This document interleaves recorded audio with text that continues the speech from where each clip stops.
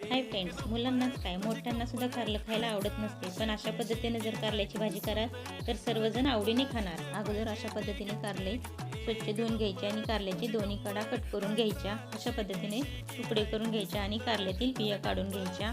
लगेच कढई गरम करून त्यामध्ये थोडासा उभा कट केलेला कांदा तेल टाकून परतून घ्यायचा। त्यामध्ये थोडेसे खोबरे आणि लसूण सुद्धा तांबूस रंगावरती परतून घ्यायचे।